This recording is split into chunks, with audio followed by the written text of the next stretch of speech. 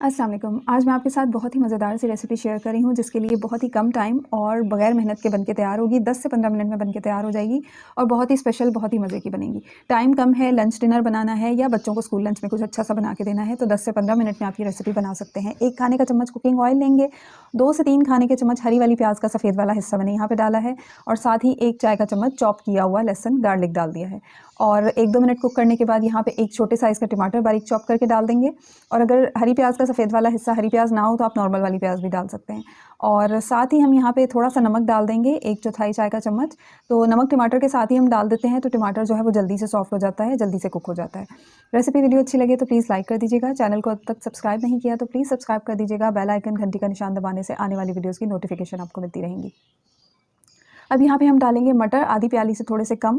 और अगर ताज़ा मटर हैं तो वो जल्दी से कुक हो जाएंगे, जल्दी से गल जाएंगे। अगर आप फ्रोज़न यूज़ कर रहे हैं, फ्रीज़र में रखे हुए मटर यूज़ कर रहे हैं तो उनको पहले से उबाल के फिर डाल लीजिएगा।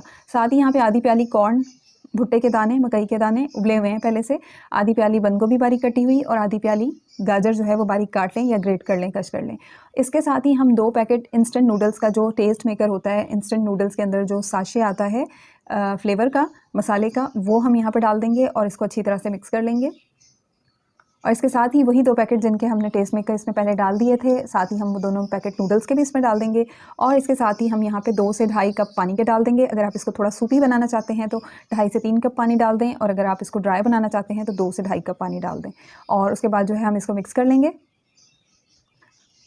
थोड़ा-सा सब्जियों को हम मसाला डालने से पहले भूनेंगे, थोड़ा-सा मसाला डालने के बाद भूनेंगे, उसी में सब्जियां कुक हो जाएंगी।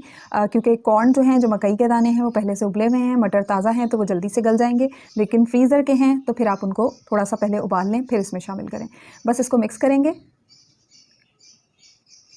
और उसके बाद जो है तकरीबन 3-4 मिनट के लिए हम इसको मीडियम फ्लेम पे कुक करेंगे। और आपकी मर्ज़ी है, आप थोड़ा सूप रखना चाहते हैं तो उसको ज़्यादा ना पकाएं और ड्राई करना चाहते हैं तो आप तेज़ आंच करके इसको ड्राई भी कर सकते हैं।